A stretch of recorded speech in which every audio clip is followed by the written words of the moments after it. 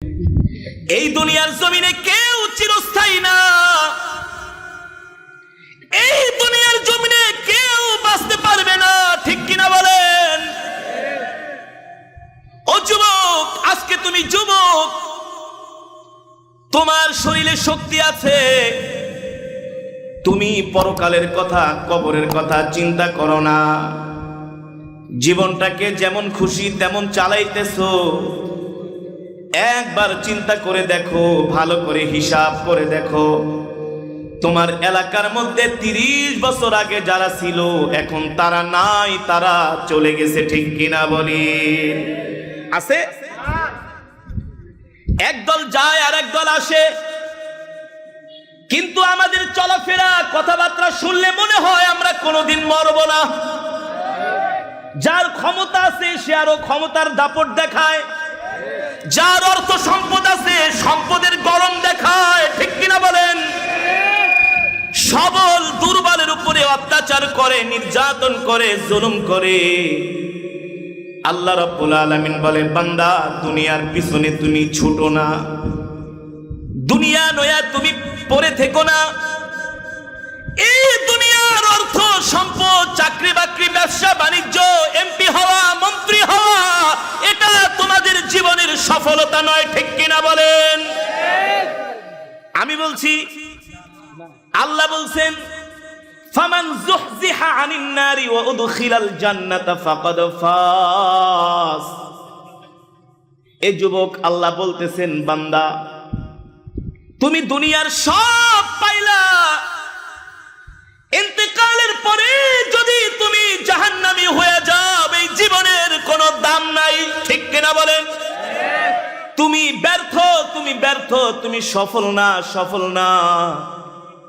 আল্লাহ তাআলা বলছেন, যারা জাহান্নাম থেকে বেঁচে যারা জান্নাতে যেতে পারবে তারাই সফল। ওয়ামাল হায়াতুদ দুনিয়া ইল্লা মাতাউল গুরুর। আল্লাহ বলে, এই দুনিয়াটা একটা ধোঁকার জায়গা। কে বলছেন? আমি বলছি না। আল্লাহ বলে, তোমার সন্তান তোমার জন্য ধোঁকা, তোমার স্ত্রী তোমার জন্য ধোঁকা, তোমার সম্পদ তোমার জন্য ধোঁকা, ঠিক কিনা বলেন? তুমি তোমার সন্তানের জন্য দুনিয়ায় দিন পালন করো না, তুমি তোমার স্ত্রীর কথা শুনা পরিপূর্ণভাবে ইসলামের মধ্যে তুমি প্রবেশ করো না, এমন মুসলমান আছে কি আছে না? জোরে বলেন। স্বামী যদি একটু বেশি নামাজ পড়ে, কিছু স্ত্রী আছে তুমি একেবারে হুজুর হয়ে গেছে। আবার এমন স্ত্রী আছে স্বামীকে দাড়ি রাখতে দেয় না, এমন স্ত্রী আছে স্বামীকে দাড়ি রাখতে দেয় না। আবার এমন স্ত্রী আছে স্বামীকে বলে, তুমি কি একটা চাকরি করো 15,000 টাকার। আরে পাশের বাসার ভাইও তো 15-20 হাজার টাকার চাকরি করে, সে তো প্রতিদিন 1,000 টাকার 1500 টাকার বাজার আনে, আর তুমি শুধু পুঁটি মাছ আর ট্যাংরা মাছ কিনে নিয়ে আসো। মানে যেটা প্রতিদিন 1,000 টাকার বাজার করে ওটা হলো ঘুষখোর। কি সেটা হলো ঘুষখোর, ঠিক কিনা বলেন? আর যে প্রতিদিন ট্যাংরা মাছ আর পুঁটি মাছ কিনে আনে, স্ত্রীকে বলে, তুমি রাগ করো না, আমি হারাম খাই না। স্ত্রী বলে, তুমি তোমার মোল্লাগিরি নিয়ে থাকো, আমি তোমার সাথে নাই। আমার একজন মুসল্লি, আমার খুব ভক্ত যুবক, এডুকেটেড পারসন, ঢাকা শহরে মাঝে মাঝে যে কোনো জায়গায় প্রোগ্রাম হইলে চলে যায়, বলে হুজুর কোরআন তেলাওয়াত না শুনলে আমি থাকতে পারি না। আর জোরে বলেন সুবহানাল্লাহ। তাদের কথাই আল্লাহর নবী বলেছেন, এই দুনিয়ার জমিনে আল্লাহর কিছু পরিবারভুক্ত বান্দা আছে। সাহাবায়ে কেরাম জিজ্ঞেস করলেন, ওগো আল্লাহর নবী, দুনিয়ার জমিনে কারা আল্লাহর পরিবারভুক্ত বান্দা? ও যুবক, আমার নবী কি বলছেন আমি বানায় বানায় তোমাদেরকে বলছি না, আল্লাহ রাসূলের হাদিস। সাহাবায়ে কেরাম অবাক হয়ে গেলেন, ওগো আল্লাহর নবী, কারা আল্লাহর পরিবারভুক্ত বান্দা, আর তাদের ফ্যাসিলিটি কি, সুযোগ সুবিধা কি? আল্লাহর নবী বললেন, এই দুনিয়ার জমিনে যারা আল্লাহর পরিবারভুক্ত বান্দা হবে, হাসরের ময়দানে আল্লাহ তাদেরকে বিনা হিসাবে জান্নাতের ফয়সালা করে দিবে, বিনা হিসাবে। সাহাবায়ে কেরাম জিজ্ঞেস করলেন, ওগো আল্লাহর রাসূল, তাদের কোয়ালিটি আমাদেরকে বলেন, তাদের যোগ্যতা কি, তাদের কোয়ালিফিকেশন কি, এডুকেশন কি, তাদের যোগ্যতা সম্বন্ধে আমাদেরকে বলেন। সরকার দো আলম রাহমাতুল লিল আলামিন বললেন, আহলুল কুরআন হুম আহলুল্লাহ। আল্লাহু আকবার। আহলুল কুরআন হুম আহলুল্লাহ। এই দুনিয়ার জমিনে যারা আল্লাহর কোরআনকে ভালোবাসবে, আল্লাহর কোরআন অনুযায়ী চলবে, আল্লাহর কোরআন আল্লাহর জমিনে বাস্তবায়ন করার জন্য জান দিবে, মাল দিবে, নিজের জীবনটা দিয়া দিবে। যারা আল্লাহর কোরআনের কথা বলে অন্ধকার কারাগারে থাকবে, তারা হলো আহলুল কোরআন, আহলুল্লাহ। ঠিক কিনা বলে? ঠিক কিনা বলেন? সম্মানিত হাজিরিন, এই যে আপনারা এই রাত্রবেলা এখানে এসছেন, এখানে অনেক আমার যুবক ভাইরা আছে যারা এখনো রাত্রবেলা ভাত খায় নাই, আছে না? ক্ষুধার্ত পেটে, ক্ষুধার্ত পেট নিয়ে কোরআনের মজমায় বসে আছেন, দুনিয়ার কোনো লাভের আশায় না। আপনাদেরকে মাহফিলের পরে তোবারক দেওয়া হবে, খিচুড়ি দেওয়া হবে, 500 টাকা দেওয়া হবে, এমন না, এমন না। একমাত্র আল্লাহর কোরআনের জন্য আসছেন। ঠিক কিনা বলেন? আপনার নিয়ত যদি হয় খালেস, ইন্নামাল আমালু বিন্নিয়া, আপনার নিয়ত যদি হয় খালেস, আপনার মধ্যে যদি ইখলাস থাকে, আল্লাহর ভয় থাকে, আজকের মাহফিলে আসা যদি একমাত্র আল্লাহর সন্তুষ্টির জন্যই হয়ে থাকে, এই কথা না যে কোন হুজুর আসবে, কত সুন্দর তার কণ্ঠ, কেমন করে তিনি হাসায়, কেমন করে তিনি কাঁদায়, সে দেখতে কেমন সুন্দর, তার স্টাইলটা, তার অভিনয়টা দেখা আসি, এটা না, এটা না। ইন্নাল্লাহ লা ইয়ানজুরু ইলা সুওয়ারিকুম ওয়া আমওয়ালিকুম ওয়ালাকিন ইয়ানজুরু ইলা কুলুবিকুম ওয়া আমালিকুম। আল্লাহু আকবার। আল্লাহর নবী বলেন, আল্লাহ তাআলা তোমাদের কলবের মধ্যে, অন্তরের মধ্যে কি আছে সেটা আল্লাহ তাআলা দেখে। আল্লাহু আকবার। ও যুবক, ও মুসলমান, আল্লাহর ইজ্জতের কসম খায়া বলি, যদি আপনারা নিছক আল্লাহর কোরআনের মহব্বতে আয়েশা থাকেন, পোস্টারে দেখেছেন, মাইকিং এ শুনেছেন একজন কোরআনের কারি আসবে, ঠিক কিনা বলেন? একজন আর একজনকে বলছেন, দোস্ত চলো চলো, দুনিয়াতে কত গান শুনলাম, আর গান শুনবো না, আল্লাহর কোরআনের তেলাওয়াত শুনবো। আল্লাহু আকবার।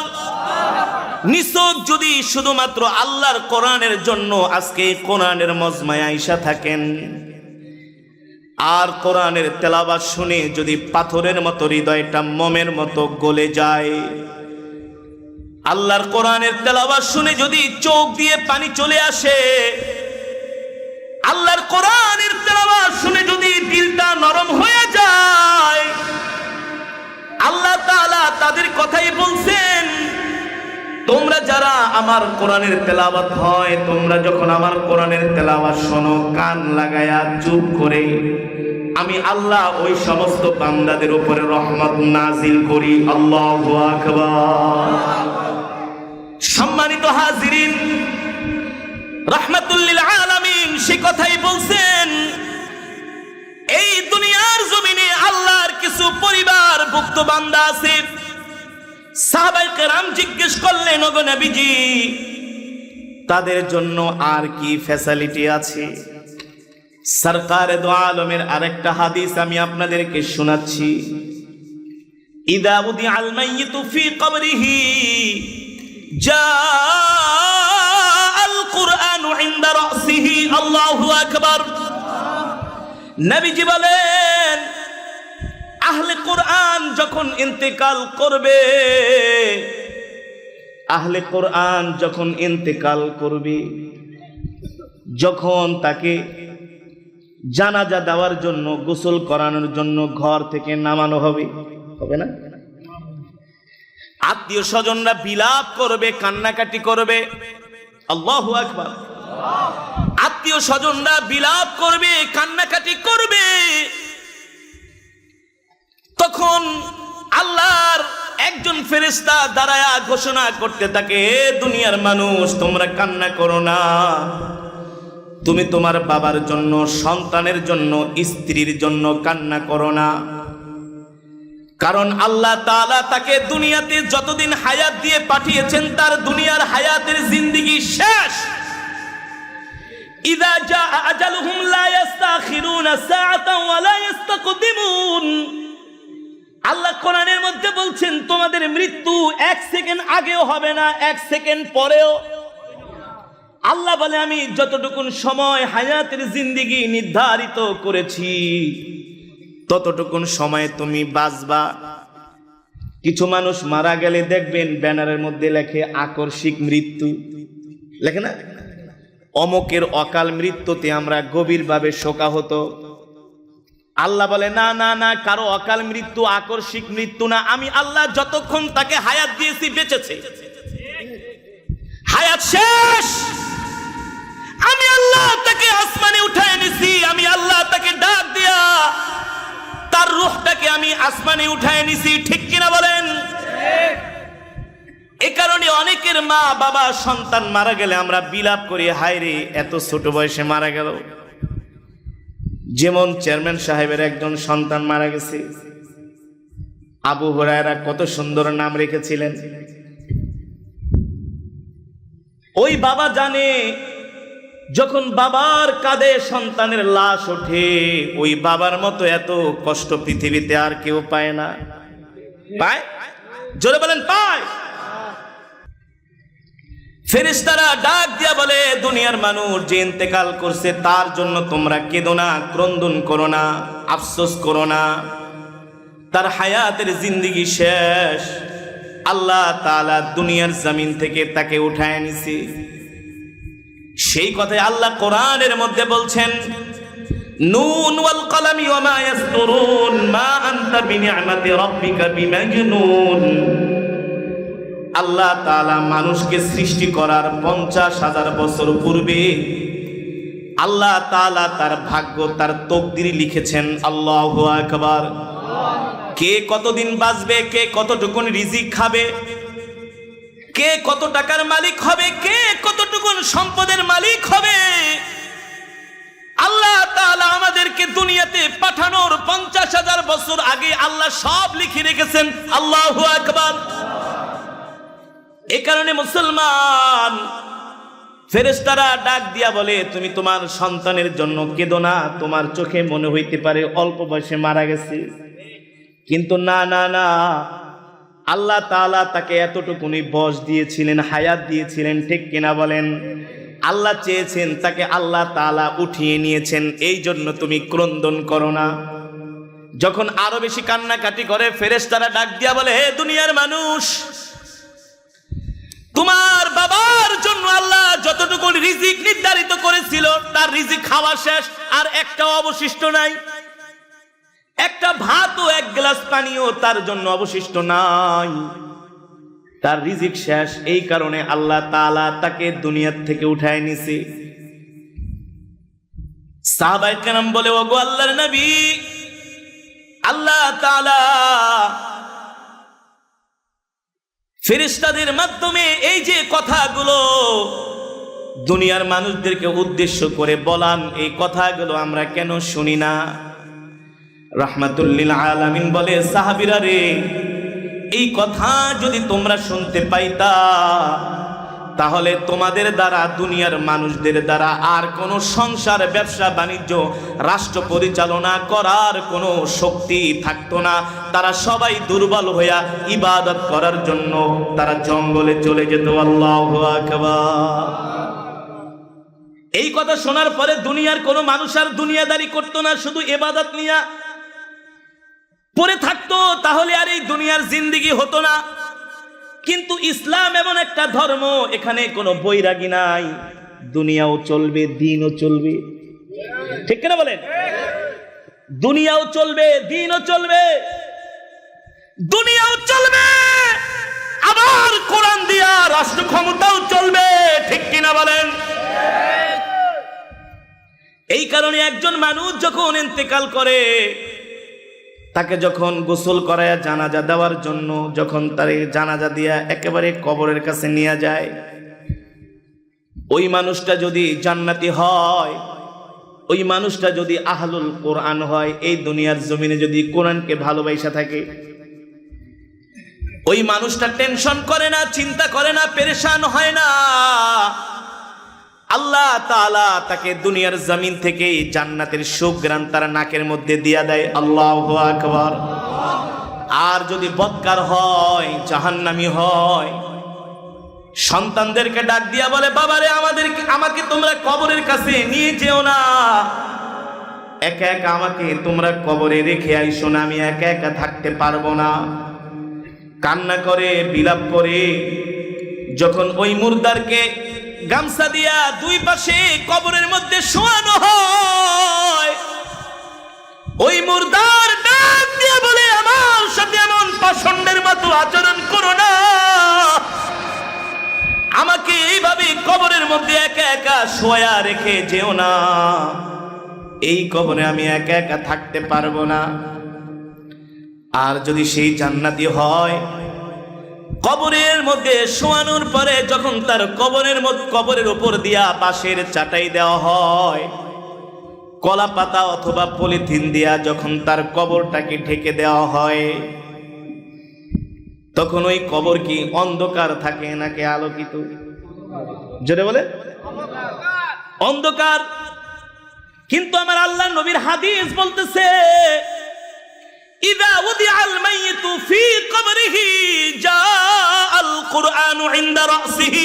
আল্লাহু আকবার। আহলুল কুরআন যখন ইন্তেকাল করে, সাথে সাথে আল্লাহর কোরআন তার কবরে যায় হাজির হয়ে যায়। যারা দুনিয়ার জমিনে আল্লাহর কোরআনকে মহব্বত করে, দুনিয়ার জমিনে আল্লাহর কোরআনকে ভালোবাসে, কোরআনের মাহফিল শোনার জন্য দূর দূরান্ত থেকে পায়ে হেঁটে, সাইকেলে চড়ে, রাত্রবেলা রিক্সাও পায় না, হেঁটে হেঁটে 4-5-10 কিলোমিটার দূর থেকে করে গেলে, মাঝে মাঝে দেখি অনেক ভাইরা ঠান্ডার মধ্যে, প্রচন্ড বৃষ্টি হচ্ছে, 1 মাস আগে ভিজা ভিজা যাইতেছে, এত মায়া লাগছে, গাড়ি থামাইছি। কোত্থেকে আসছো? বলে হুজুর অমক গ্রাম। কত কিলোমিটার? বলে 10 মাইল। আসছো কিভাবে? বলে আসছিলাম অটো দিয়া। এখন হুজুর এখন তার রাত্রে অটো নাই। কোরআনের জন্য হলো তারা নিবেদিত প্রাণ। আল্লাহু আকবার। এ তো হলো সাহাবাওয়ালা চরিত্র। আল্লাহু আকবার। এ তো হলো সাহাবাওয়ালা চরিত্র। আল্লাহর দ্বীনের জন্য তাদের কোনো ক্লান্তি নাই, কষ্ট নাই, দুঃখ। এদের কথাই আল্লাহর নবী বলেছেন, আহলুল কুরআন হুম আহলুল্লাহ। এখানে আপনারা কোরআনের মজমায় বসে আছেন, এখনো যা দেখেন রাস্তাঘাটে অনেক যুবক এখনো সিগারেট খাইতেছে, হাঁটতেছে, চায়ের দোকানে বসে আড্ডা মারতেছে, ঠিক কিনা বলেন? ফি কবরিহি জাআল কুরআন ইনদা রাসিহি। কোরআন এসে তার কবরটাকে একেবারে আলোকিত করে দিবে। আল্লাহু আকবার। কোরআন এসে তাদের কবরটাকে আলোকিত করে দিবে। ও যুবক, এই কবর এমন এক ভয়ঙ্কর ঘর, এই কবর এমন এক বিপদ সংকুলন ঘর। কবর প্রতিদিন আমাদেরকে ডাক দিয়া বলে, এ দুনিয়ার মানুষ, ইয়া আইয়ুহাল ইনসান, এ দুনিয়ার মানুষ, আল কবর ওয়াহিদা, আমি কবর একাকিত্ব ঘর। কবর বলে আমি কবর একাকিত্ব ঘর।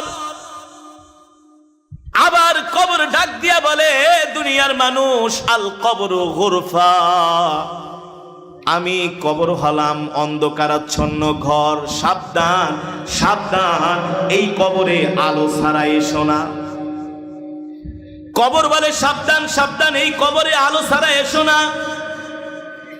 কবর ডাক দিয়া বলে, আল কবর তুরাব, এ দুনিয়ার মানুষ, আমি কবর হলাম মাটির ঘর, আমার কাছে আসার আগে সামানা নিয়ে আইসো, আমার কাছে আসার আগে বাতি নিয়ে আইসো, অন্ধকারাচ্ছন্ন ঘরে এমনি এমনি আইসো না। এই কারণেই তো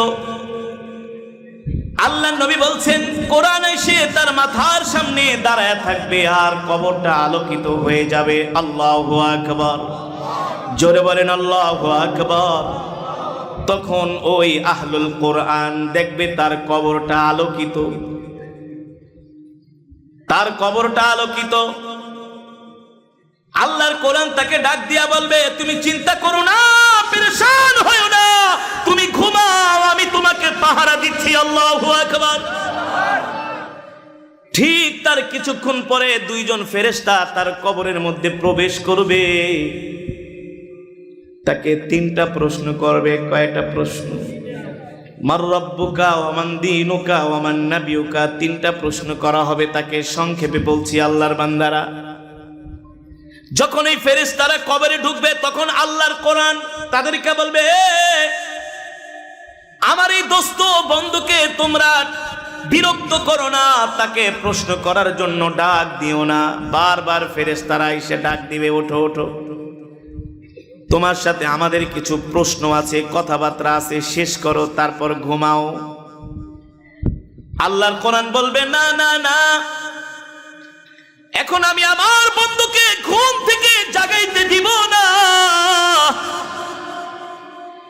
এক পর্যায়ে ফেরেশতাদের সাথে আল্লাহর কোরআনের সাথে ঝগড়া লেগে যাবে। ফেরেশতারা ডাক দিয়া বলবে, আপনি কে আমাদের কাজে বাধা দেন? যেমন পুলিশ বলে কিছু হইলেই সরকারি কাজে বাধা, ঠিক না? ফেরেশতারাও বলবে, আপনারা আমাদের কাজে বাধা দিচ্ছেন। আল্লাহর কোরআন বলবে, বাধা টাধা বুঝি না, তাড়াতাড়ি গেট আউট। আল্লাহু আকবার। আল্লাহর কোরআন বলবে, বাধা বুঝি না, চলে যাও। বারবার যাবে, আল্লাহর কোরআন তাদেরকে খেদায় দিবে, যাও, গেট আউট। শেষ পর্যন্ত আল্লাহর কোরআন তাকে পাহারা দিবে, তার ঘর আলোকিত হয়ে যাবে। শেষ পর্যায়ে ফেরেশতারা বলবে, ঠিক আছে চলে যাচ্ছি, তবে একটা প্রশ্ন করি, উত্তর দেন। বিনয়ের সাথে বলবে।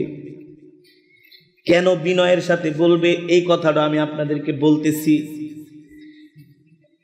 দেখবেন বড় কোনো লোক যদি পুলিশে ধরতে আসে, যদি দেখে যে তার উপরে তার পাওয়ার র্যাঙ্ক বেশি, শেরের উপর সোয়াশের, স্যার স্যার স্যার, তাহলে আমি চলে যাই, sir sir excuse me sir, তাহলে স্যার জানে যে তার চেয়ে তার কি কোনো লাভ। ঠিক ফেরেশতারাও বলবে, চলে যাচ্ছি, কিন্তু পরিচয়টা একটু দেন। আল্লাহর কোরআন বলবে, ফেরেশতা, তোমাদের ক্ষমতা আছে, পাওয়ার আছে, আমি মানি, কিন্তু আমার চাইতে তোমাদের পাওয়ার বেশি না। ফেরেশতারা বলবে, তাহলে আপনার পরিচয়টা একটু দেন। আল্লাহর কোরআন বলবে, তোমরা হচ্ছ আল্লাহর একদল বিশেষ বাহিনী ফেরেশতা, আল্লাহ তোমাদেরকে এই কাজেই নিয়োজিত করছে। আর আমার পরিচয় যদি তোমরা জানতে চাও, শুনতে চাও, তোমরা হলা আল্লাহর ফেরেশতা, বিশেষ বাহিনী, আর আমি নিজে হলাম আল্লাহর জবানের কালাম। আর জোরে বলেন আল্লাহু আকবার।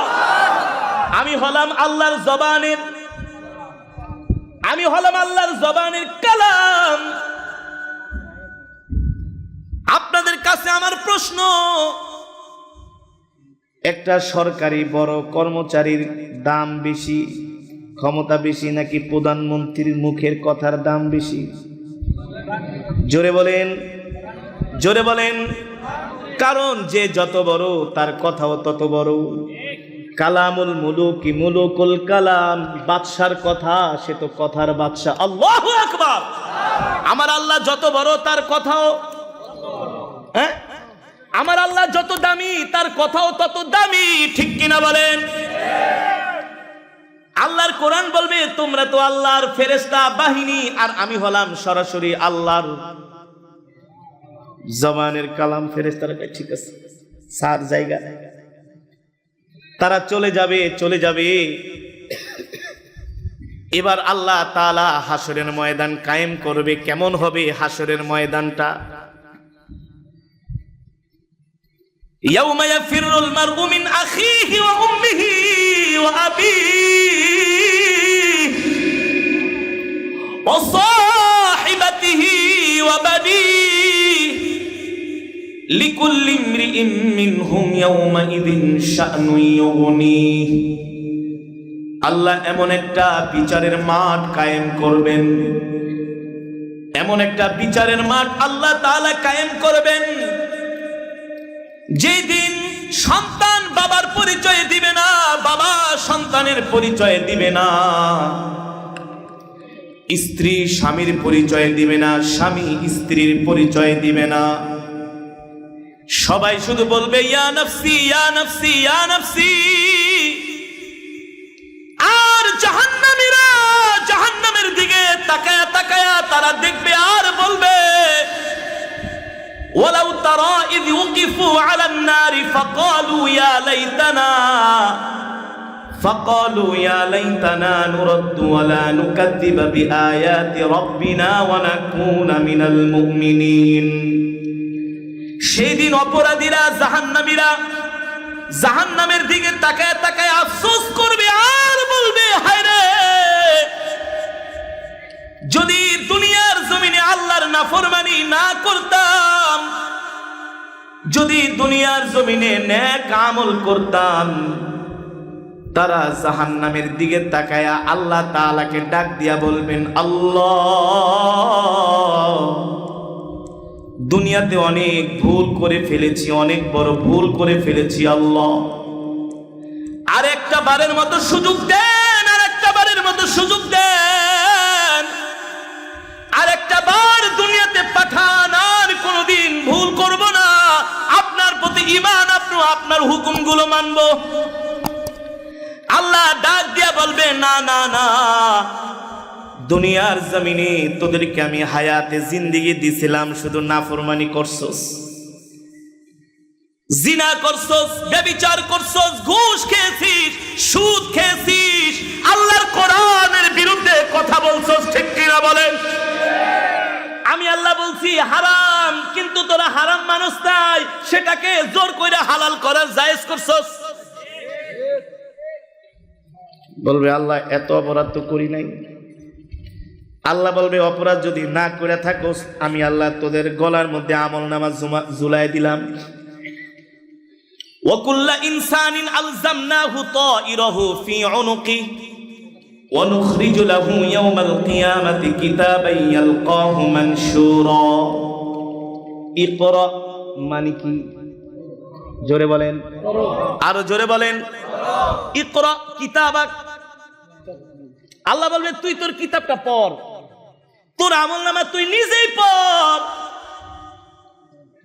গলার মধ্যে যেমন অফিসে যাওয়ার সময় অফিসের কার্ড ঝুলান, ঠিক আল্লাহ তাআলা সবার আমলনামা গলার মধ্যে ঝুলাই দিবে। যুবক, হেলা খেলা মনে করো না, আল্লাহর কোরআন থেকে বলতেছি, আল্লাহর কোরআন পারলে চ্যালেঞ্জ করো আয়েশা, যে হুজুর আপনার কথা আমি বিশ্বাস করি না, আমাকে দলিল দেন, আমি তো কোরআন থেকেই দলিল দিয়া দিলাম।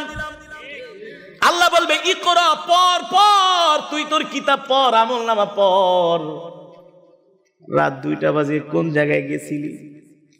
দুনিয়ার কোনো মানুষ দেখে নাই, অন্ধকারাচ্ছন্ন রাতের মধ্যে কোন অপরাধ করছস দুনিয়ার কোনো মানুষ দেখে নাই, কিন্তু কিরামান কাতিবিনা ইয়ালামুনা মা তাফআলুন। আল্লাহ তাআলা 24 আওয়ার্স আমাদেরকে মনিটরিং করতেছে। সিসি ক্যামেরার আওতায় আল্লাহ আমাদেরকে নিয়ে আসছে। এই যে দুনিয়াতে মানুষ সিসি ক্যামেরা বানায়, সিসি ক্যামেরা তো শুক্রে 8 দিন ধরে আসছে। এটি সব তারা কোরআন থেকে রিসার্চ করে গবেষণা করে করে বের করেছে, ঠিক কিনা বলেন? আল্লাহ বলবে এই অপরাধীরা, মুজরিমরা, জাহান্নামীরা, তোরা তোদের আমলনামা পড়, তোরা তোদের আমলনামা পড়। তখন তারা আমলনামা পড়বে আর বলবে ইয়া লাইতানি মালি হাদাল কিতাব। এটা আবার কেমন আমলনামা আল্লাহ ধরাই দিলা? অবিশ্বাস করার তো কোনো, সব দেখতেছি আমলনামার ভিতরে আছে।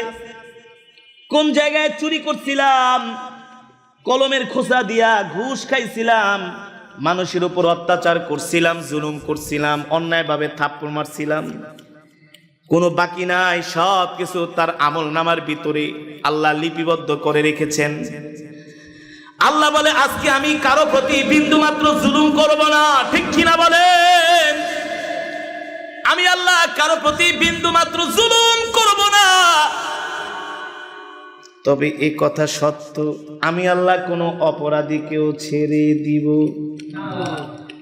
লিমানিল মুলকুল ইয়াউমা লিল্লাহিল ওয়াহিদিল কাহ্হার। আল্লাহ বলে জুলুম করব না, ঠিক আছে, কিন্তু একটা অপরাধীকেও ছাড়ব না।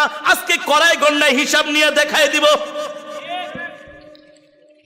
দুনিয়ার জমিনে তুমি তোমার হায়াতের জিন্দেগিটা কোন কাজে ব্যয় করছো?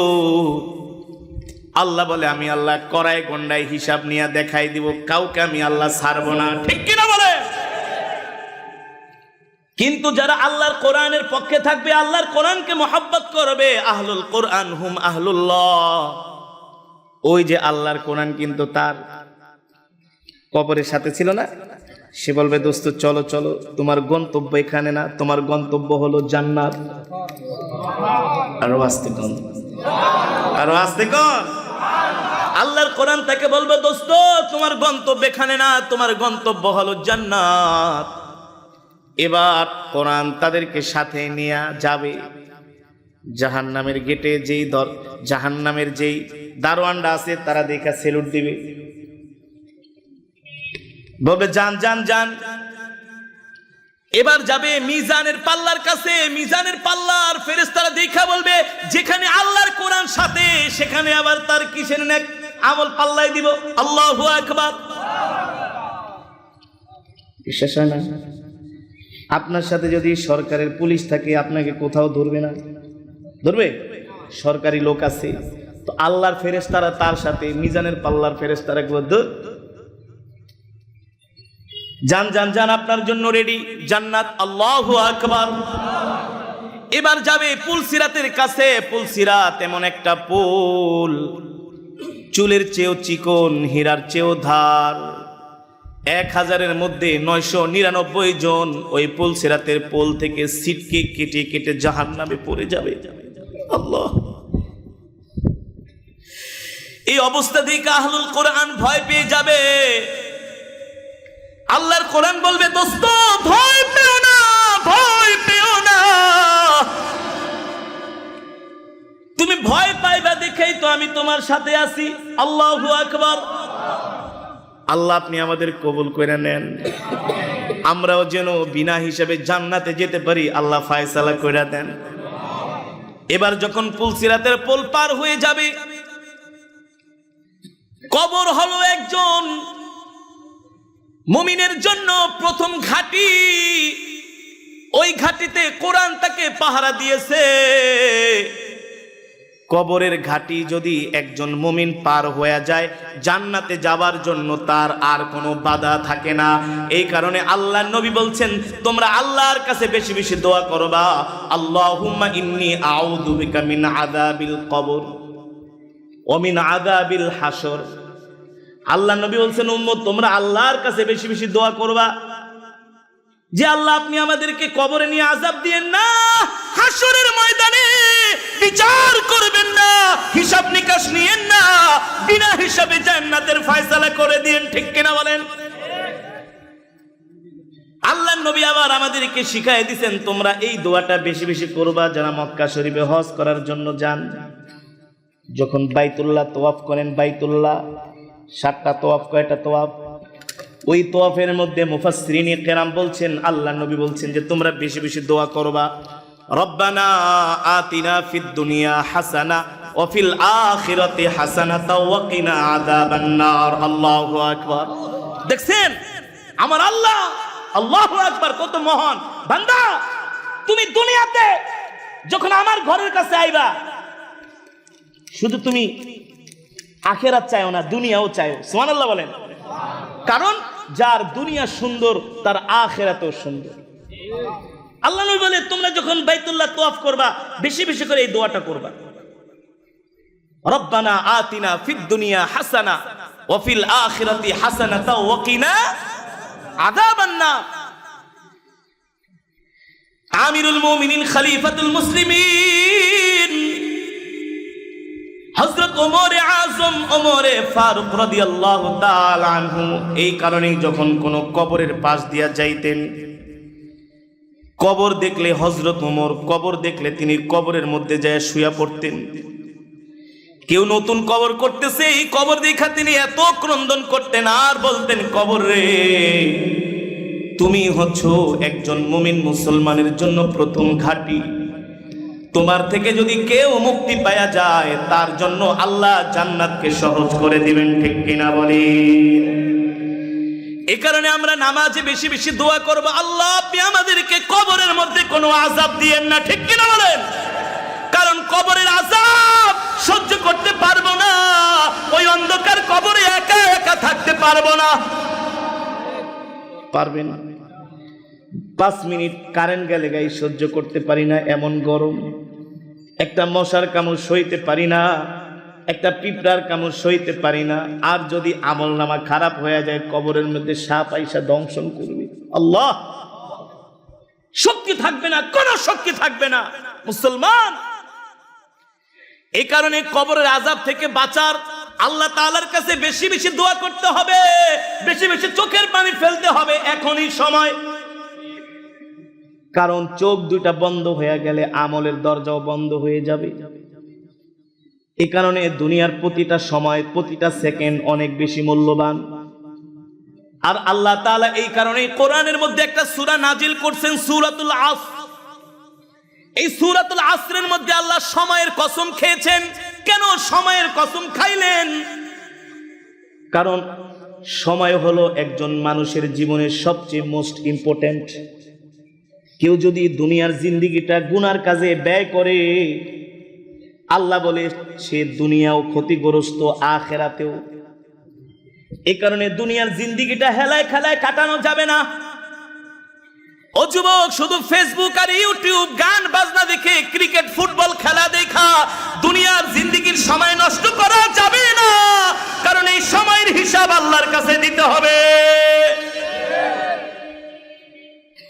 এই কারণে টেলিভিশনের সামনে বৈশা শুধু বাংলা সিনেমা দেখা যাবে না।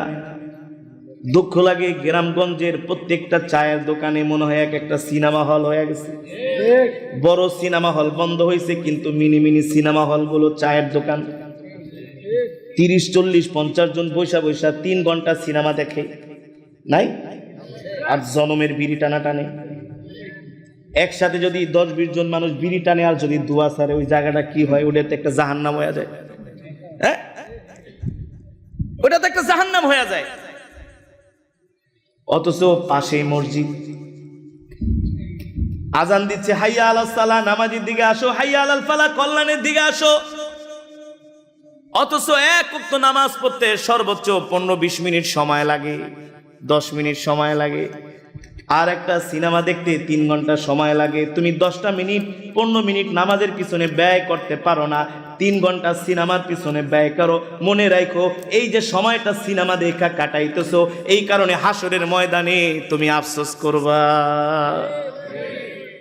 আমার কথার যুক্তি আছে কি আছে না? জোরে বলেন, আছে কি আছে না? কথা বুঝাইতে পারছি তো? দুনিয়ার জিন্দেগিটা খাও দাও ফুর্তি করো, দুনিয়াটা মস্ত বড়। এই কারণে আল্লাহ আমাদেরকে দুনিয়াতে পাঠান নাই। আল্লাহ তাআলা আমাদেরকে দুনিয়াতে পাঠিয়েছেন আল্লাহর গোলামি করার জন্য। কার গোলামি? তারপরে আল্লাহর কোরআন তাকে জান্নাতে নিয়ে যাবে। কেমন জান্নাত, কেমন জান্নাত! আল্লাহু আকবার।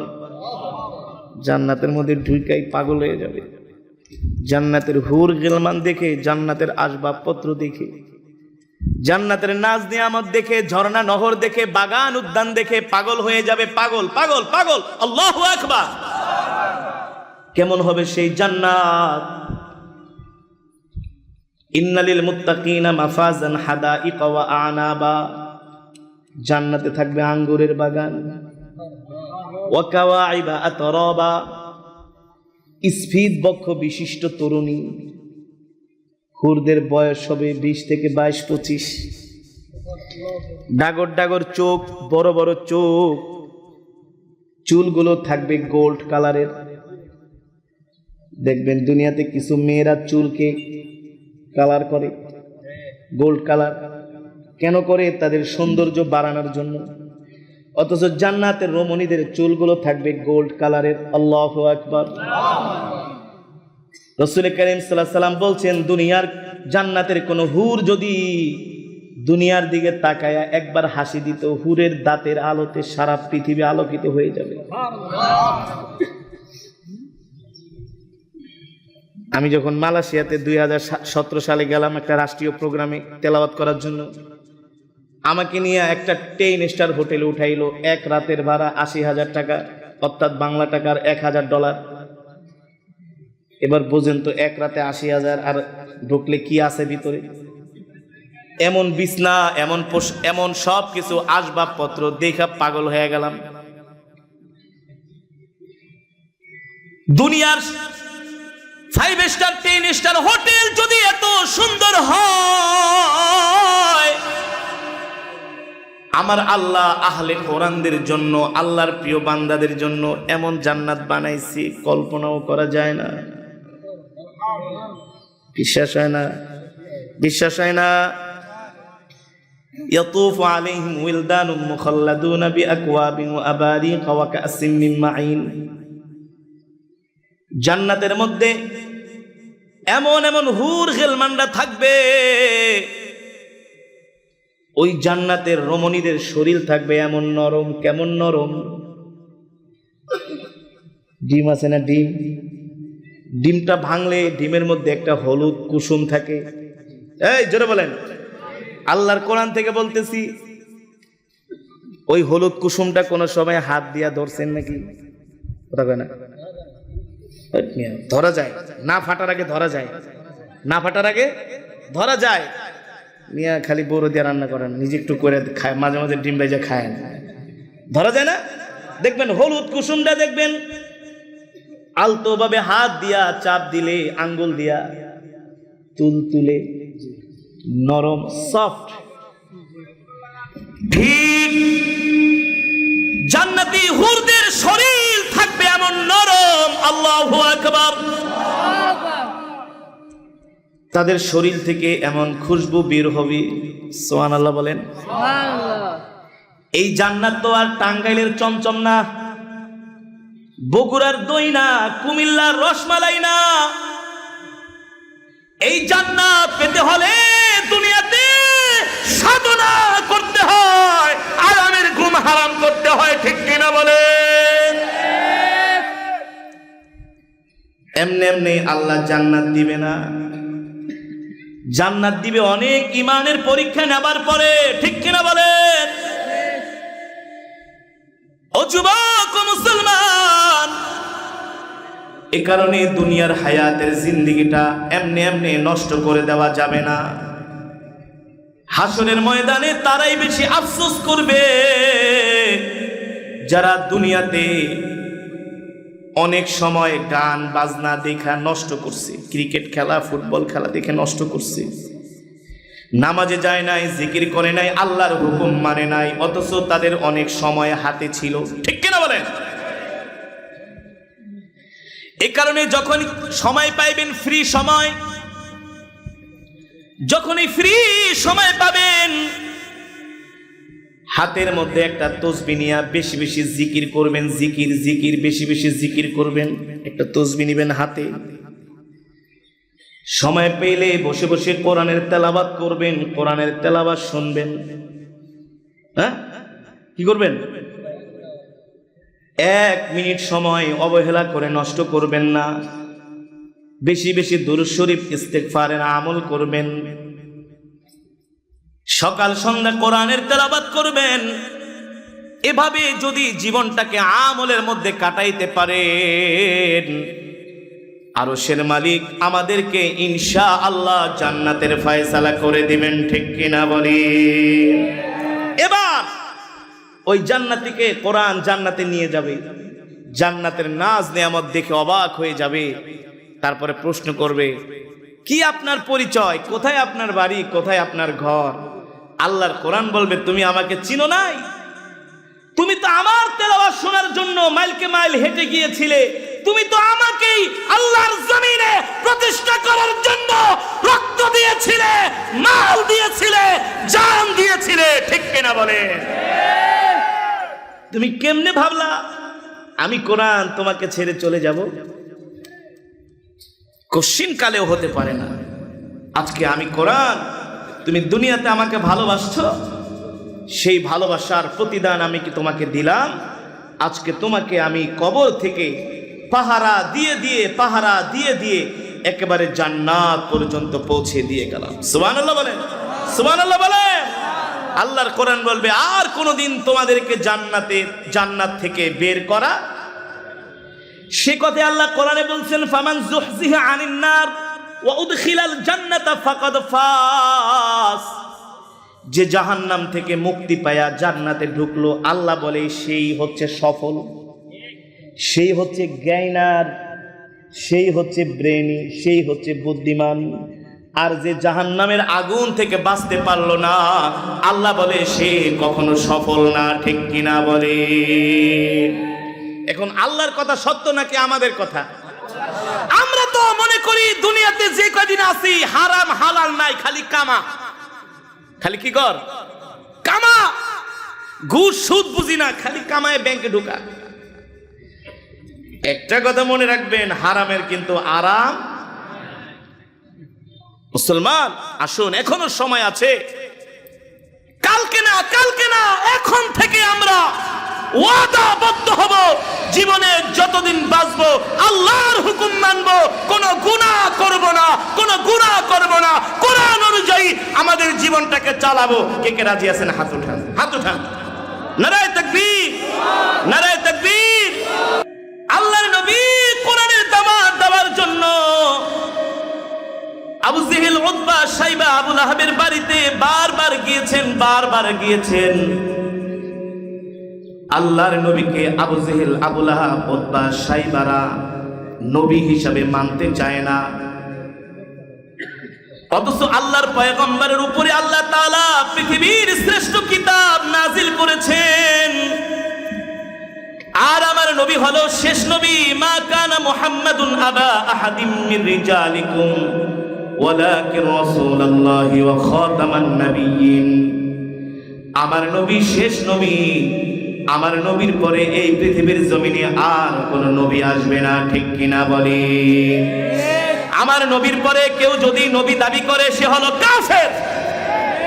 একদিক থেকে আমার নবীর উপরে আল্লাহ পৃথিবীর শ্রেষ্ঠ কিতাব নাজিল করেছেন, নাম হলো কোরআন। জোরে বলেন। দ্বিতীয় হলো আমার নবী শ্রেষ্ঠ নবী, আমার নবীর পরে আর কোন নবী পৃথিবীতে, সব দিক থেকে আমার নবী শ্রেষ্ঠ। কিন্তু আবু জেহেলরা আমার নবীকে তারা নেতা মানে না, নবী মানে না। আল্লাহর পয়গম্বরের স্ত্রী আমাদের আম্মা জান হযরত খাদিজাতুল কুবরা রাদিয়াল্লাহু তাআলা, তিনি ছিলেন আরবের সবচেয়ে ধনাঢ্য ব্যবসায়ী মহিলা। আল্লাহু আকবার। তার মতো এত বড় ব্যবসায়ী আরবের জমিনে ছিল না। এক দিক থেকে আম্মা জান ছিলেন বড় ব্যবসায়ী, দ্বিতীয় দিক থেকে ছিলেন আম্মা জান রূপবতী, গুণবতী। আল্লাহু আকবার। তৃতীয়ত আম্মা জান ছিলেন উচ্চ বংশের একজন মেয়ে। আবু জেহেলের তেমন সম্পদ ছিল না, আবু জেহেল ছিল দুষ্ট। এই সমাজে দেখবেন কিছু মানুষ আছে শুধু মানুষে ঝগড়া লাগায় দেয়, আছে না? আবু জেহেল ছিল এই প্রকৃতির। তার মাথার মধ্যে শয়তানি বুদ্ধি বেশি ছিল, এই কারণে শুধু মানুষে ঝগড়া লাগায় দিতে পারত, মিথ্যা বিচার করত, মানুষকে কুমন্ত্রণা দিত, খারাপ বিষয় বেশি মানুষদেরকে আবু জেহেল বুদ্ধি দিত। এই টাইপের লোক ছিল আবু জেহেল। একদিন রাস্তা দিয়া আবু জেহেল হেঁটে যাচ্ছেন, আর খাদিজা রাদিয়াল্লাহু তাআলা আনহার সামনে আবু জেহেল পড়ে গেলেন। আবু জেহেলকে আম্মাজান খাদিজা ডাক দিলেন, তাল হিনাইয়া আবা জাহেল, এদিকে আসো, তোমার সাথে আমার কথা আছে। আবু জেহেল বললেন, বলো খাদিজা, তুমি আমাকে কি বলবা? আম্মা জান খাদিজা বলে, আবু জেহেল, তুমি আমার স্বামী মুহাম্মদ সাল্লাল্লাহু আলাইহি সাল্লামকে কেন এত কষ্ট দাও, তার বিরুদ্ধে কেন এত বিরোধিতা করো? আর আমার স্বামী মুহাম্মদ সাল্লাল্লাহু আলাইহি সাল্লামকে নবী মানতে তোমার সমস্যা কি? আবু জেহেল বললেন, দেখো খাদিজা, তোমার স্বামী মুহাম্মদকে আমি নবী মানব, তবে কথা হলো যারা নেতা হয় তাদের সম্পদ থাকতে হয়। আচ্ছা, আপনারাই বলেন, সম্পদ হওয়ার জন্য, নেতা হওয়ার জন্য সম্পদ কি কোনো বিষয়? যে নেতা হবে তার চরিত্র হবে সুন্দর, ঠিক কিনা বলেন? তার যোগ্যতা থাকবে, শিক্ষা দীক্ষা থাকবে, সুন্দর চরিত্র হবে, মানুষের সাথে সুন্দর ব্যবহার করবে। এই গুণগুলো আমার নবীর মধ্যে আছে কি? জোরে বলেন। শুধু নাই, আমার আল্লাহ আমার নবীকে বলছেন, ইন্নাকা লাআলা খুলুকিন আযীম, নবী আপনার চরিত্রই হলো উত্তম চরিত্র, ঠিক কিনা বলেন? আপনি হলেন একমাত্র উত্তম চরিত্রের উপরে প্রতিষ্ঠিত। আল্লাহু আকবার, জোরে বলেন আল্লাহু আকবার। মক্কার কাফেররা আপনাকে মিথ্যাবাদী বলে, ওরা কিন্তু হলো চরিত্রহীন, আর আপনি হলেন চরিত্রবান। বলছেন কে? জোরে বলেন কে? আম্মা জান খাদিজা ছিলেন বুদ্ধিমতী ব্যবসায়ী মহিলা, মাথায় অনেক চালাক। আল্লাহু আকবার বলেন। আবু জেহেল রে কয়, তুই হচ্ছিস মূর্খ। আবু জেহেল কি ছিল? তোর সাথে এখন কথা বাড়ায় লাভ নাই।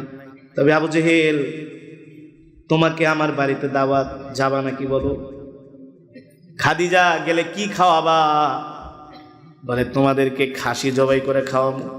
ঠিক আছে, শুধু আমি না, আমার নেতা খাতা যা আছে সবগুলারে লইয়া যাব। আম্মা জান খাদিজা ছিলেন বুদ্ধিমতী, জানেন ওদেরকে কোন কৌশলে ওদেরকে মার দিতে হবে, বশ করতে হবে। ওরা যে নবীর বিরুদ্ধে ষড়যন্ত্র করে, আম্মা জান খাদিজা বলছেন, ওদের ষড়যন্ত্রের জবাব আমি এমন করে দিব, ঝগড়া করে না, ফাসাদ করে না, ওদের সাথে আমার ফাইট হবে, লড়াই হবে, ব্রেনে, পেশি শক্তিতে না। কি দিয়া খেলবো? ব্রেন দিয়া, হেকমতের সাথে। ঠিক আছে আবু জেহেল, আগামীকালকে আমার বাড়িতে তোমরা যেও। আবু জেহেল তার নেতাদেরকে দাওয়াত দিল, শুনছো, তোমাদের জন্য একটা সারপ্রাইজ আছে, খুশির খবর। বলে, আবু জেহেল, কি খুশির খবর? বলে, আরে আমি যে কত চালাক তোমরা তো জানো না। বলে, নেতা কি হয়েছে বলেন? কয়, মোহাম্মদের বিরুদ্ধে বদনাম কইতে যায়া খাদিজা আমাদের দলে চলে আসছে। দলে চলে আসছে মানে? বলে, বিশ্বাস করো না, আগামীকালকে খাদিজা আমাদেরকে দাওয়াত দিছে তার বাড়িতে। দাওয়াত দিছে? বোঝো না, মোহাম্মদের বিরুদ্ধে আমি নিয়েছি, খাদিজারে ভাগায় ভুগায় আমাদের দলে নিয়ে আসছি, চিন্তা করো না। নেতা বিশ্বাস করেন, বিশ্বাস না করলে কি দাওয়াত দিছে নাকি? চলো আগামীকাল। ইতিহাসের মধ্যে আসছে, সিরাতের কিতাবে, আবু জেহেল, উতবা, শাইবা, আবুল আহাব বিশাল গ্রুপ নিয়ে আম্মাজান খাদিজার বাড়িতে সন্ধ্যার সময় হাজির হয়ে গেছে। আর ইসলাম তো এমন শান্তির ধর্ম, মুক্তির ধর্ম। ইসলাম কখনো মেহমানদেরকে অসম্মানী করে না, হোক সে খ্রিস্টান, হোক সে অন্য ধর্মাবলম্বী, ঠিক কিনা বলেন?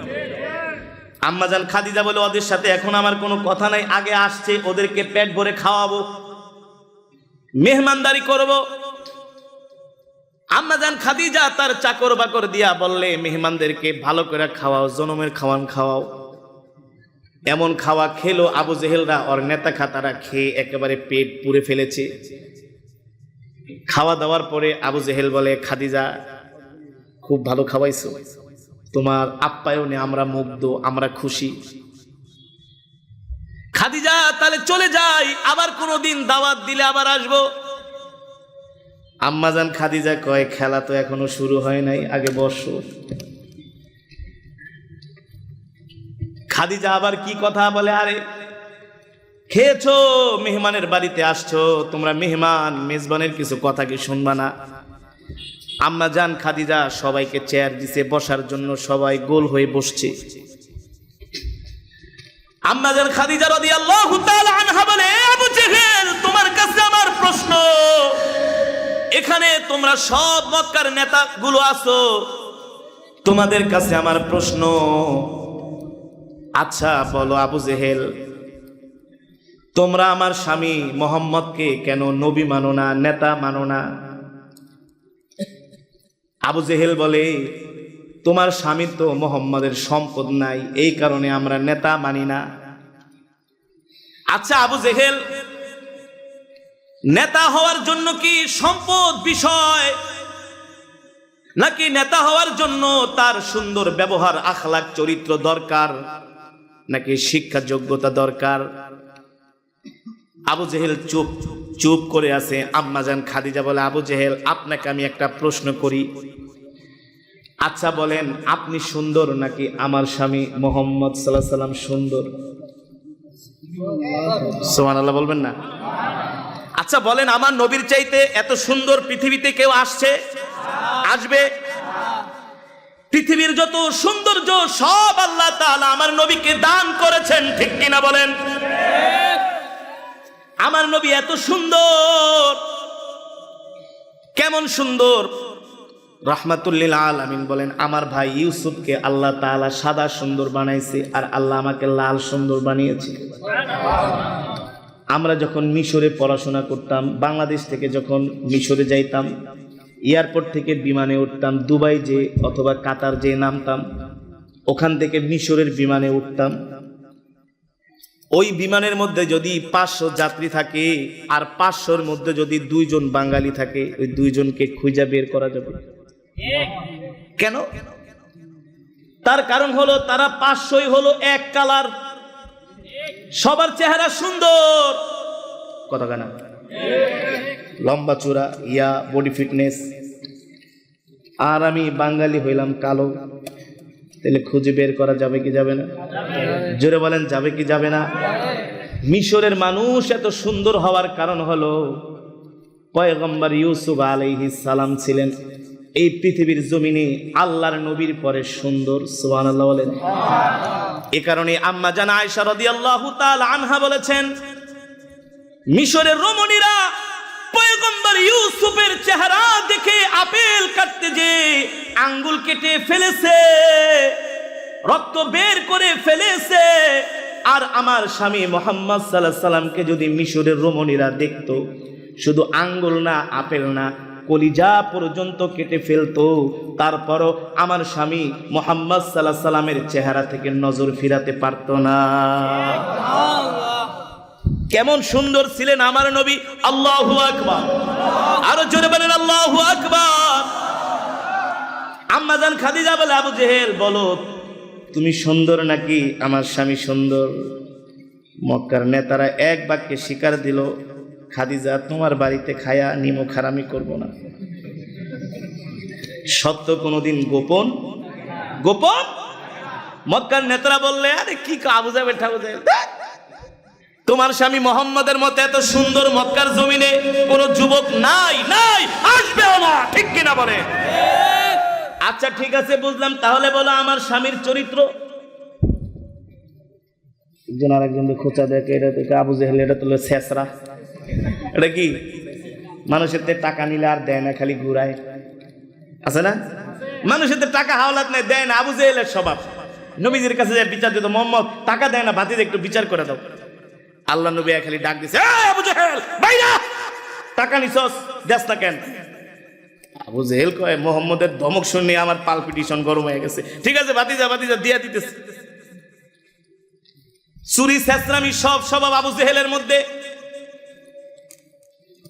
একজন আর একজনকে খোঁচা দেয়। খাদিজা তো ঠিকই বলছে, ভাতিজা মোহাম্মদের চরিত্রের মতো এত সুন্দর চরিত্রবান মানুষ মক্কার জমিনে নাই আর কোনোদিন। তাহলে নেতা হওয়ার যোগ্যতা নবীজির মধ্যে। আচ্ছা আবু জেহেল বলেন, আপনি শিক্ষিত নাকি মোহাম্মদ শিক্ষিত? সুবহানাল্লাহ বলেন। পৃথিবীর সব জ্ঞান, সব ইলম আল্লাহ তাআলা আমার নবীকে দান করছেন। এক কথায় আল্লাহ বলছেন, ওয়ামা আরসালনাকা ইল্লা রাহমাতাল লিল আলামিন, আমার নবী হলো সমগ্র বিশ্বের জন্য রহমত। আম্মা জান খাদিজা ডাক দিয়া বলে, আবু জেহেল তোমার বংশ মর্যাদা বড় নাকি আমার স্বামী মুহাম্মাদের বংশ মর্যাদা বড়। আল্লাহু আকবার। মক্কার সব ছোট ছোট নেতাগুলো বলে, খাদিজা বলো কি মুহাম্মাদের দাদা আব্দুল মুত্তালিব হলো জমজম কূপের মুতাওয়াল্লি, বাইতুল্লাহর মুতাওয়াল্লি। আল্লাহু আকবার। আল্লাহর পয়গম্বরের দাদা আব্দুল মুত্তালিব ছিলেন জমজম কূপের মালিক, সে আল্লাহু আকবার। বাইতুল্লাহর মুতাওয়াল্লি। পৃথিবীর সবচেয়ে উচ্চ বংশের ছিলেন আমার নবী, ঠিক কিনা বংশ? তাহলে আমার স্বামীকে তোমাদের নবী মানতে, নেতা মানতে কি সমস্যা? এই সমাজে দেখবেন কিছু মানুষ আছে আলেমদেরকে দেখতে পারে না, খালি ছোট সুতা খুঁজে, এই হুজুরের এই দোষ সেই দোষ আছে না? আবু জেহেল কয় তোমার স্বামীর তো সম্পদ নাই, কি নাই? নেতা হইলে তো মাল দরকার। আম্মা জান খাদিজা বলে, আবু জেহেল রে, সম্পদ আমার বেশি না তোমার বেশি? কে বলছেন? আম্মা জান খাদিজা রাদিয়াল্লাহু তাআলা আনহা বলেন, এ আবু জেহেল, সম্পদ তোমার বেশি না আমার বেশি? না তোমাদের এখানে যারা আছে আমার চেয়ে কি তোমরা সম্পদশালী? ইতিহাসের মধ্যে আসছে আম্মা জান খাদিজা যখন আল্লাহ নবীকে বিবাহ করেন তখন তিনি কম হলেও 40 মণ স্বর্ণের মালিক। কোন বর্ণনায় আসছে আরো বেশি। আবু জেহেল কয়, খাদিজা শুধু লজ্জা দিও না, খাওয়ায় ঠাওয়ায়। আবু জেহেলের নেতারা বলে, খাদিজা কি বলো, কি বলো? তুমি আরবের ধন্যাঢ্য ব্যবসায়ী মহিলা, আরে তোমার ধারে কাছে আমরা কোনোদিন আসতে পারবো না, এইভাবে লজ্জা দিও না খাদিজা, বাড়িতে দাওয়াত দিয়া এনে। আম্মাজান খাদিজা বলে, তোমাদেরকে আমি লজ্জা দিচ্ছি না, যেটা সত্য সেটা বলো। এতদিন বলছো আমার স্বামীর সব ঠিক আছে কিন্তু সম্পদ নাই, এই কারণে তাকে নেতা মানো না, নবী মানো না। তাহলে আজকে আমি এই মজমা থেকে তোমাদের সামনে ঘোষণা দিলাম, আমার খাদিজার যত সম্পদ আছে সব আমি আমার স্বামী মুহাম্মদকে লেখা দিলাম। আজকে থেকে আমার সম্পদের মালিক আমার স্বামী মুহাম্মদ সাল্লাল্লাহু আলাইহি ওয়াসাল্লাম। আরো জোরে কোন সুবহানাল্লাহ। আম্মা জান বলে, সব আমার সম্পদ হলো আমার স্বামী মুহাম্মদ সাল্লাল্লাহু আলাইহি ওয়াসাল্লামের। তাহলে আবু জেহেল বলো, এখন তোমার সম্পদ বেশি নাকি মুহাম্মাদের সম্পদ বেশি? সুবহানাল্লাহ বলেন। আবু জেহেল চুপ করে থেকে বলে, খাদিজা তুমি যে আমাকে এমন কইরা ব্রেনটা একটা মাইর দেব আমি বুঝতে পারি না, আমারে মাফ করো, আমি চলে যাই। আল্লাহু আকবার বলেন। আল্লাহর পেয়ারা বান্দারা, আমরা মুসলমান, আমাদের ধর্ম ইসলাম, আমরা হলাম সর্বশ্রেষ্ঠ নবীর উম্মত। আমাদের কোরআন হলো পৃথিবীর শ্রেষ্ঠ কোরআন। আমরা যেই বাইতুল্লাহর দিকে নামাজ পড়ি কিবলা করে, বাইতুল্লাহ হলো পৃথিবীর সর্বশ্রেষ্ঠ ঘর। আমার নবী যেখানে শুয়ে আছেন মদিনাতুল মুনাওয়ারা, মদিনা হলো পৃথিবীর সবচেয়ে শান্তির জায়গা। বিশ্বাস করেন না? এই কিছুদিন আগে আমেরিকার একদল বিজ্ঞানী, পরিবেশ বিজ্ঞানী, তারা গবেষণা করেছে যে পৃথিবীর জমিনে সবচেয়ে নিরাপদ শহর কোনটা, শান্তির শহর কোনটা। তারা গবেষণা করে একথা লিখতে বাধ্য হয়েছে যে পৃথিবীর সবচেয়ে নিরাপদ শান্তির শহর হলো মদিনাতুল মুনাওয়ারা। আল্লাহু আকবার, আল্লাহু আকবার, আল্লাহু আকবার। মুসলমান, একদিক থেকে আমাদের কোরআন শ্রেষ্ঠ কোরআন, আমরা হলাম শ্রেষ্ঠ নবীর উম্মত, আমাদের বাইতুল্লাহ হলো পৃথিবীর শ্রেষ্ঠ ঘর, ঠিক কিনা বলেন? আর মদিনা হলো পৃথিবীর সবচেয়ে শান্তির শহর, নিরাপত্তার শহর, নিরাপদের শহর। তাহলে সব দিক থেকে আমরা মুসলমান নাম্বার ওয়ান, সব দিক থেকে আমরা মুসলমান নাম্বার ওয়ান। আল্লাহ আমাদের এত নেয়ামত দিয়েছেন বিনা দরখাস্তে, কিন্তু আমরা মুসলমান, আমাদের চরিত্র এখন এমন খারাপ হয়ে গেছে, দুনিয়ার যত চুরি ছেঁচড়ামি সব আমরা করি, মিথ্যা কথার গোডাউন নিয়ে আমরা বসে থাকি, ঠিক কিনা বলেন? এ কারণে সব ছেড়ে দিতে হবে, মিথ্যা কথা, চুরি, জিনা, ব্যভিচার সব ছেড়ে দিতে হবে। লাকাদ কানা লাকুম ফি রাসূলিল্লাহি উসওয়াতুন হাসানা। আল্লাহর নবীর আদর্শ, আল্লাহর নবীর চরিত্র আমাদের গ্রহণ করতে হবে, ঠিক কিনা বলেন? আল্লাহর নবী কোনোদিন মিথ্যা কথা বলে নাই, আমরা তার উম্মত, আমরা কোনোদিন মিথ্যা কথা বলবো না।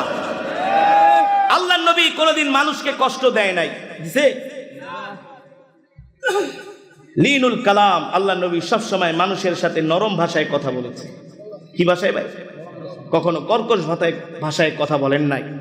এ কারণে আমরা এক মুসলমান আরেক মুসলমানের সাথে নরম ভাষায় কথা বলবো, কোমল ভাষায় কথা বলবো। আমরা এক মুসলমান আরেক মুসলমানের বিপদে এগিয়ে আসবো, ঠিক কিনা বলেন? কিন্তু এখন আমরা তো এমন হয়ে গেছি, একজন মুসলমান যদি অশোকে ঘরের ভিতরে পড়েও থাকে, আমরা তাকে দেখতে যাই না। আমরা এক মুসলমান আর এক মুসলমানের বিপদে আসি না। আরে মুসলমান মুসলমান ভাই বাদ দিলাম, আপন ভাইয়ের সাথে সম্পর্ক নাই, আছে না? আপন ভাইয়ের বিরুদ্ধে মামলা দেয়, আপন ভাইয়ের মাথার ভিতরে সম্পদের জন্য বাঁশ দিয়া বাড়ি মারে, ঠিক কিনা বলেন? কথাই বলে না।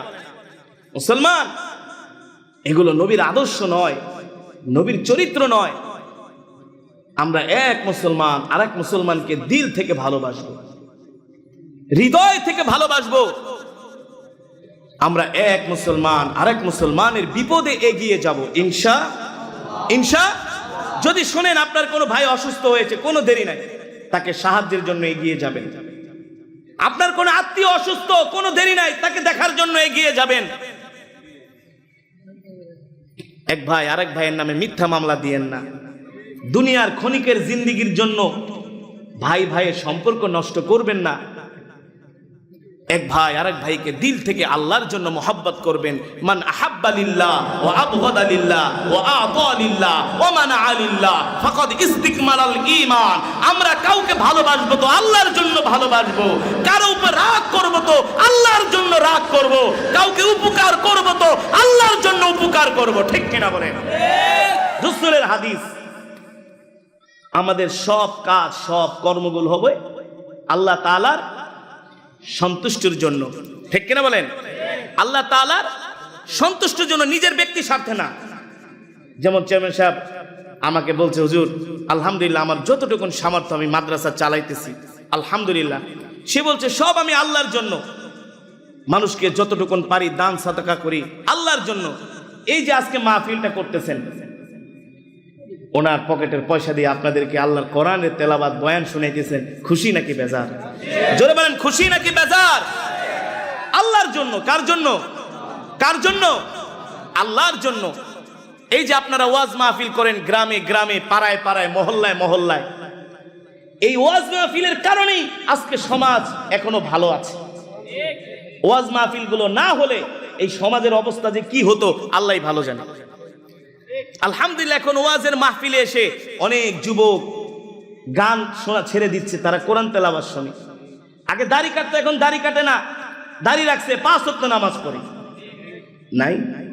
নাই কলেজ ইউনিভার্সিটিতে গেলে দেখা যায় যুবক তাবলীগের সাথে সম্পর্ক রাখার কারণে, দাওয়াত ও তাবলীগের সাথে সম্পর্ক রাখার কারণে তার চেহারা দেখে বুঝাই যায় না যে সে কলেজের স্টুডেন্ট, ভার্সিটির স্টুডেন্ট, মনে হয় কোনো মাদ্রাসার মুহাদ্দিস।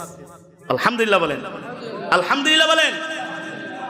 চিটাগাং ইউনিভার্সিটির পাশে একটা প্রোগ্রামে গিয়েছিলাম, অনেক যুবক আসছে, এমন পাঞ্জাবি পায়জামা টুপি, আমি দেখে তো মনে করছি কোনো মাদ্রাসার শিক্ষক। বলতেছে, হুজুর এক্সকিউজ মি, আপনি আমাদেরকে আলেম ভাববেন না, আমরা কিন্তু কোনো মাদ্রাসার শিক্ষক না, কোনো মাদ্রাসার ছাত্র না, আমরা ইউনিভার্সিটিতে পড়াশোনা করি। কেউ ইংলিশ ডিপার্টমেন্টে, কেউ ফিজিক্সে, কেউ এটা কে সেটা, এক একজন এক এক সাবজেক্টে আছে। আলহামদুলিল্লাহ বলেন।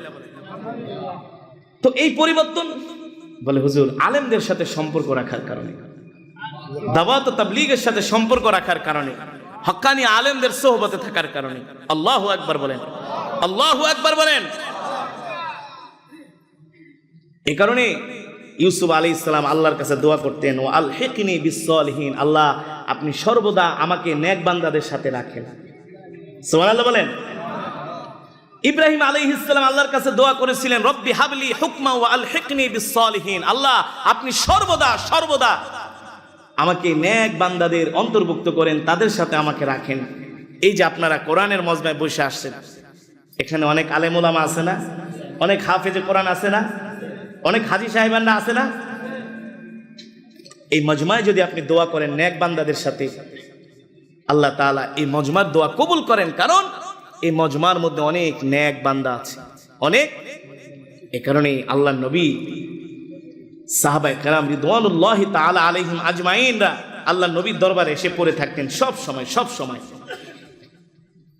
আপনারাও সেই সাহাবাওয়ালা চরিত্র ধারণ করেন। যেখানে ওয়াজ মাহফিল হবে, যেখানে যে ওয়াজ মাহফিল শুনবেন, আগে আগে মসজিদে যাবেন, প্রথম কাতারে বসার চেষ্টা করবেন, প্রথম কাতারে বসার চেষ্টা করবেন। আলেমদের সাথে সম্পর্ক রাখার চেষ্টা করবেন, বেশি বেশি কাছে কাছে আসার চেষ্টা করবেন। কারণ যে কয়লা বিক্রি করে, কয়লা বিক্রি যে করে, তার সাথে আপনি চললে কিন্তু আপনার গায়ে কয়লাই লাগবে, কয়লার ময়লাই কি। আর যে আতর বিক্রি করে, তার সাথে যদি আপনি মুসাফাহ করেন, আপনার হাত থেকে আতরের ঘেরান আসবে। ঠিক কিনা বলেন?